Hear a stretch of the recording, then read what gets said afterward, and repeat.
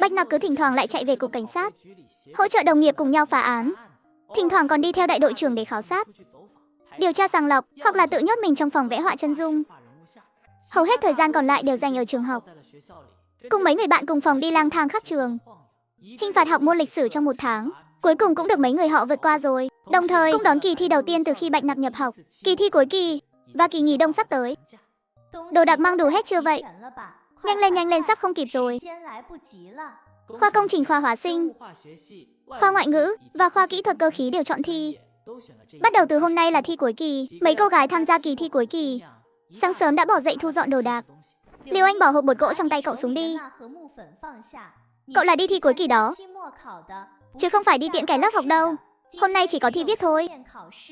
Bạch Nặc, cậu đi thi mà cầm theo mỏ lết làm gì? Mà cậu lấy đâu ra cái mỏ lết to thế này? Đó rốt cuộc là dùi cui hay là mỏ lết vậy? Cái mỏ lết này của cậu trông quen thế. Lần trước mình thấy cái mỏ lết này hình như là ở trên tường phòng hiệu trưởng. Đừng quan tâm mấy thứ đó nữa. Các cậu nhớ mang theo bút là được rồi. Ngại quá nhé, làm các cậu thức giấc rồi.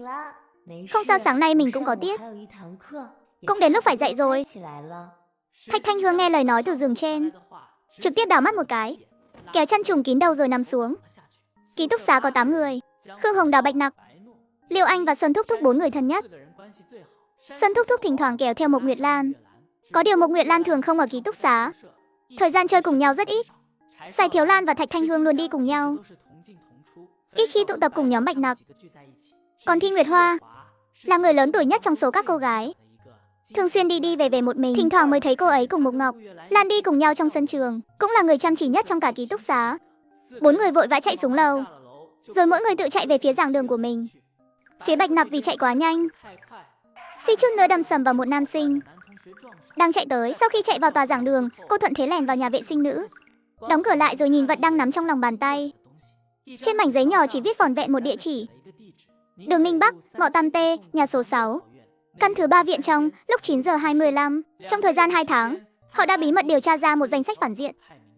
Có kẻ trực tiếp bị họ âm thầm xử lý. Các bằng chứng liên quan đã được công khai. Trong số những người này, chỉ cần là kẻ liên quan đến trận không chiến năm đó, đều héo ngay tại chỗ. Và hôm nay Bạch Nặc cuối cùng cũng tìm được kẻ cuối cùng còn đang tồn tại trên đời. Thưa thầy, em nộp bài. Sao em lại nộp bài sớm thế? Vẫn còn tận nửa tiếng nữa mới hết giờ mà. Các em được đề cử đi học đại học là niềm vinh dự của cả gia đình đấy. Hy vọng em biết trân trọng cơ hội này. Thầy ơi, em viết xong hết rồi. Thật sự là đau quá đi mất. Em muốn vào nhà vệ sinh thay thuốc một chút. Trời ơi thầy ơi, chỗ thắt lưng bạn ấy đang chảy xì dâu kìa. Có chuyện gì vậy? Các em cứ tiếp tục làm bài đi, không được nhìn ngó lung tung. Đứa nào mà bị bắt của tang gian lận sẽ bị xử lý loại thẳng tay. Chuyện này là sao? Em bị thương ở đâu vậy? Thầy đừng lo, em không sao, em là công an mà. Tối qua trên đường về em có bắt một tên tội phạm, không cẩn thận nên bị thương chút thôi. Vì hôm nay có buổi thi, sau khi giải hắn về cục là em vội chạy lại trường ngay. Em không muốn để bạn cùng phòng lo lắng nên mới không nói. Vừa nãy lúc làm bài lỡ tay vận động mạnh một chút, chắc là vết thương bị rách ra rồi. Em có mang theo thuốc đây, vào nhà vệ sinh thay thuốc là được ạ. Em là công an sao? Thật sự không sao chứ? Không cần đi bệnh viện à? Thưa thầy, cậu ấy đúng là công an đó ạ. Em và cậu ấy là bạn cùng lớp. Em từng thấy cậu ấy mặc cảnh phục đến trường rồi. Thưa thầy, em không sao đâu. Là công an thì chút thương tích này không đáng gì. Vừa không thể để lọt bất kỳ ai, làm tổn hại lợi ích quốc gia và đe dọa sự an toàn của nhân dân, cũng không thể để chậm trễ việc học và thi cử. Em đi thay thuốc một lát là xong thôi. Lát nữa vẫn còn một môn phải thi nữa. Hay là để thầy đi cùng em? Không cần đâu thầy, đừng lo quá. Thật sự chỉ là vết thương nhỏ thôi. Hiện tại trường mình đang thiếu giáo viên, mỗi phòng thi chỉ có một giám thị. Nếu lát nữa có thí sinh nào cần thầy giúp mà vì em mà bị ảnh hưởng thì không hay. Thầy cứ yên tâm, là công an, kỹ năng thay thuốc cơ bản em vẫn làm được, tuyệt đối không có vấn đề gì đâu. Vậy được rồi, em nhất định phải chú ý an toàn. Nhà vệ sinh nữ cách lớp mình không xa.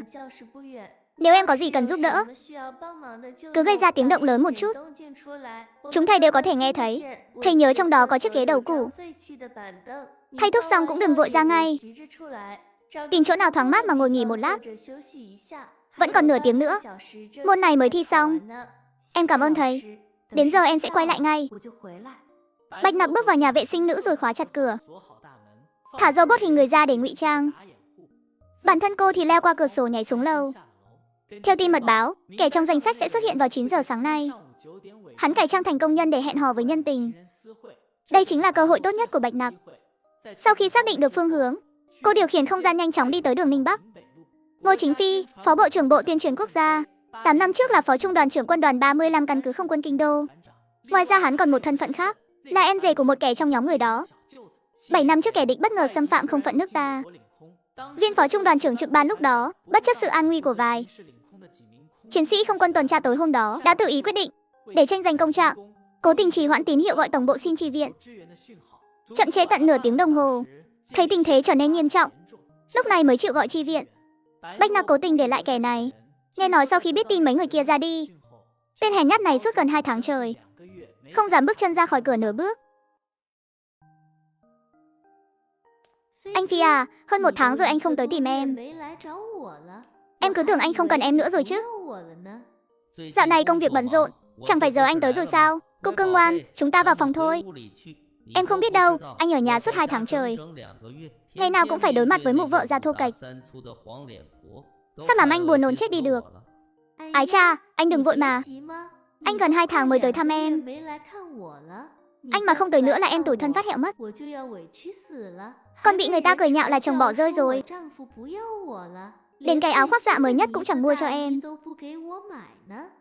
Mua, nhanh xong việc rồi anh mua cho. Em sợ lão tử đây thiếu tiền cho em tiêu chắc. Hai kẻ, một người vội vã giải quyết nhu cầu, một người cố tình mồi chài để kiếm sống. Vừa gặp đã hợp ý ngay, chẳng mấy chốc đã thành thật với nhau trong phòng.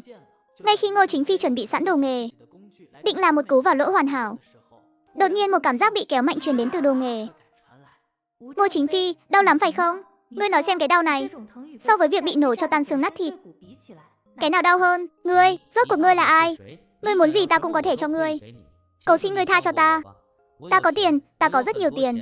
Anh rể ta còn là quan chức cấp cao. Ngươi muốn gì ta đều có thể đáp ứng. Nhưng ta không muốn tiền. Ta chỉ muốn tiễn ngươi đăng xuất.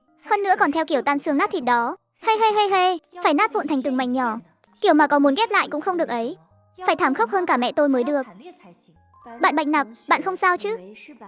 Bạn Bạch Nặc, xin lỗi thầy và các bạn, đã để mọi người lo lắng rồi. Em tựa vào tường cạnh bồn rửa rồi ngủ quên mất. Em không sao là tốt rồi. Vết thương thế nào rồi? Thật sự không cần. Đến bệnh viện sao? Thầy có thể giúp em giải thích lý do với hiệu trưởng. Em là vì bảo vệ lợi ích của nhân dân nên mới bị thương. Cho dù có lỡ kỳ thi cuối kỳ, thầy tin nhà trường cũng sẽ thấu hiểu thôi. Không sao đâu thầy. Em đã thay thuốc xong rồi. Vết thương đã cầm được xì dâu. Vừa rồi em cũng đã chợp mắt một lúc. Giờ thấy khỏe hơn nhiều rồi ạ. Hoàn toàn có thể trụ được qua kỳ thi sắp tới. Nhưng nếu thực sự không chịu nổi, tuyệt đối đừng có gượng ép nhé. Sức khỏe là quan trọng nhất, biết chưa? Dạ, em cảm ơn thầy. Các em mau đi giải quyết nhanh đi. Đừng để ảnh hưởng đến kỳ thi. Ký chủ, anh Đồng đây. Ngươi nâng cấp xong rồi à? Vì không thể liên lạc với hệ thống chính, anh Đồng chỉ có thể tự mình nâng cấp. Vừa phải tự giải mã mã lệnh nâng cấp, mà tốc độ lại còn vô cùng chậm chạp. Lần này là do nhận thấy tinh thần của ký chủ biến động quá lớn nên mới ép bản thân phải tỉnh lại. Ký chủ, tinh thần người đang bất ổn. Nó sẽ ảnh hưởng trực tiếp đến cảm xúc của người. Chúng ta uống thuốc nhé. Bạch Nặc rũ mắt xuống, ánh mắt vô hồn, có chút ngơ ngác, nhìn 3 viên thuốc nhỏ màu hồng. Cô vô thức mở miệng, hệ thống nhỏ liền chấp thời cơ, nhét hết chỗ thuốc vào miệng Bạch Nặc. Sau đó nhanh chóng từ không gian lấy ra một bình nước có ống hút, đưa đến tận miệng cho ký chủ. Có anh Đồng ở đây rồi. Ký chủ, làm cô phải lo lắng rồi. Xin lỗi nhé, không sao đâu. Mấy vấn đề nhỏ đó với tôi chỉ là chuyện vặt thôi. Tôi búng tay một cái là sửa xong ngay. Ký chủ đừng lo nhé, hứ. Cái tên tỏ sắc ngốc nghếch đó còn dám tranh sủng với tôi sao? Tôi mới là người tốt nhất thiên hạ của ký chủ nhà mình.